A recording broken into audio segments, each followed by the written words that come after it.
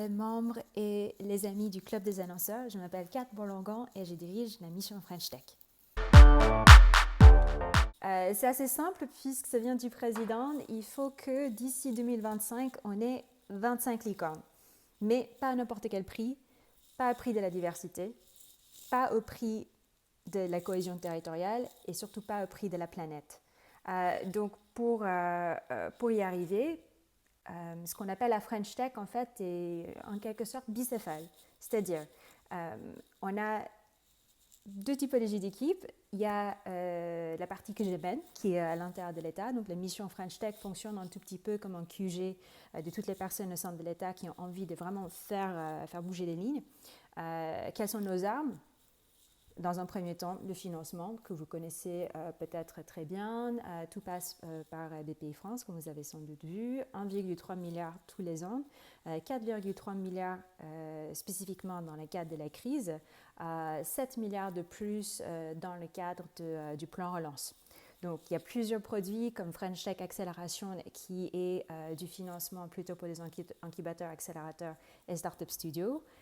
Il y a French Tech Seed, ce qu'on appelle un match fund, qui est plutôt fait pour des startups early stage qui ont un background plutôt scientifique, ce qu'on appelle les startups deep tech, ou encore French Tech Bridge, qui était le fameux produit French Tech qui a été utilisé pour soutenir des startups dont les levées ont été complètement interrompues par la crise en apportant en fait jusqu'à 50% de leur levée. Donc voilà, ça c'est le financement. Le deuxième, c'est la politique publique. On essaie de faire en sorte que l'État devienne un véritable partenaire pour nos startups. Donc, il y a plusieurs choses qu'on fait. Ça peut être modifier l'immigration. Donc, on a créé, par exemple, le French Tech Visa qui laisse littéralement n'importe quelle startup embaucher n'importe qui de n'importe où dans le monde et faire en sorte que cette personne et sa famille viennent en France avec des permis de séjour valables 4 ans renouvelables. Voilà, il y a d'autres choses aussi sur lesquelles on travaille. Il y avait par exemple tout le chantier sur la réforme de BSPCE qui était mené par Cédric O et d'autres réformes également. Donc, politique publique. Troisième, qui va peut-être vous plaire, il y a le travail de marketing. Donc, la French Tech est plus la marque d'une organisation, la marque d'un mouvement, c'est également la marque de la France. Donc, à l'étranger, on est très présent dans les événements type Davos, CES, Web Summit, encore plus, sans compter tout le travail qu'on fait aussi de lobbying, si on peut appeler ça comme ça, d'influence auprès des classements, le travail avec les médias et tout ça pour s'assurer que l'image de la France est plutôt attractive, surtout de la French Tech. Ensuite, il y a l'animation des communautés, qui est une partie que j'aime particulièrement. Il y a 114 communautés French Tech partout dans le monde, de Tokyo jusqu'à Bordeaux, en passant par Abidjan. Donc là, c'est plutôt des communautés de personnes bénévoles, la plupart sont entrepreneurs. Ils essayent aussi de faire avancer la French Tech avec exactement les mêmes objectifs, en s'appuyant plutôt sur le terrain et en fonctionnant comme un réseau d'entraide. Voilà, c'est... ah oui, pardon, j'ai failli oublier, il y a quand même la dernière qui sont les programmes. Il y a plusieurs programmes. Il y a le programme d'accompagnement nationaux. Vous connaissez, j'espère vous connaissez le French Tech Next 40 120. Là, il s'agit en fait d'un programme d'accompagnement de 120 meilleures startups de la France, pour faire court. Donc, c'est plutôt des startups late stage. Ils ont chacun, par exemple, ce qu'on appelle un Startup Success Manager au sein de mon équipe et accès à un catalogue de services qui sont mis en place plutôt par des services publics. Voilà, donc ça peut être de sécuriser des opérations d'import-export avec la douane jusqu'à partir en Chine avec le président dans son avion. Voilà. Donc, j'espère que vous connaissez ces startups et vous allez les rencontrer bientôt. Voilà. Bon, je pense qu'il y a pas mal de gens qui s'attendaient à une réponse plutôt négative, vu qu'il y a en plein milieu des crises, mais en fait, non. Figurez-vous, la French Tech a fait preuve d'une résilience assez exceptionnelle. Cette année, il faut attendre la fin de l'année, mais jusque-là, on peut dire que la French Tech dans son ensemble, donc toutes les startups cumulées, vont lever plus de 5 milliards. Donc, qu'est-ce que ça veut dire pour nous ? Ça veut dire qu'on bat notre record de levée et on poursuit notre croissance alors qu'on est en pleine crise. Juste pour vous donner un peu de contexte, au Royaume-Uni, en Allemagne, nos deux pays voisins et aussi les deux champions actuels de l'Europe en matière de la technologie accusent plutôt un recul.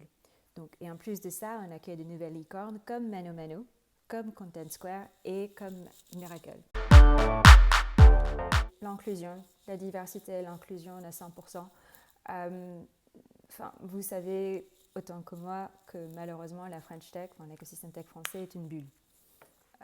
C'est une bulle et quand on vient par exemple des banlieues, de populations de réfugiés, de la ruralité, même de l'outre-mer, c'est très très difficile en tant qu'entrepreneur de se lancer et de réussir. Donc donc nos grandes priorités seront vraiment autour de l'inclusion. La France était pas mal chamboulée par la crise, même si la French Tech se porte relativement bien.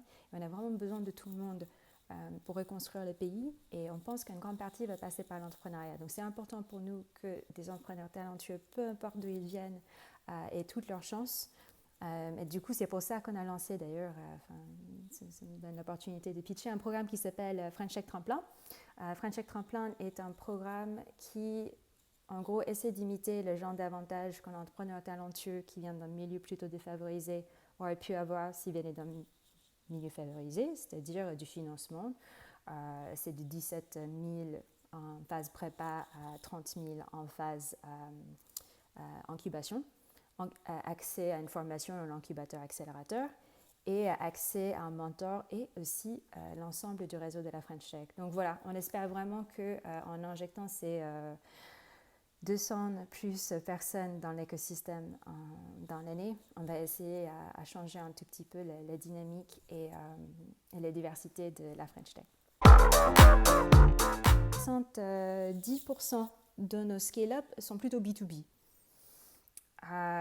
Et d'après une étude qu'on a fait, ça date un peu maintenant, mais qu'on a fait il y a quelques années, il y a uniquement 0,0% des achats des grands groupes qui vont dans des startups. Et encore moins qui vont vers des startups françaises. Pourquoi est-ce que je vous parle de ça? Je vous parle de ça parce que je suis consciente qu'il y a énormément de pression sur vous en ce moment, comme sur beaucoup de grands groupes, beaucoup de TI, pour accélérer la transformation digitale. Et je vais vous dire très franchement que quelque chose qui me fait peur parfois, c'est que cette transformation digitale, en fait, elle est juste en train de nourrir surtout les GAFA et tous les concurrents de la French Tech aux États-Unis et en Chine. Et du coup, je vais faire appel à vous et vous demander de penser à la French Tech et aux startups de la French Tech quand vous cherchez des solutions pour accélérer votre transformation digitale.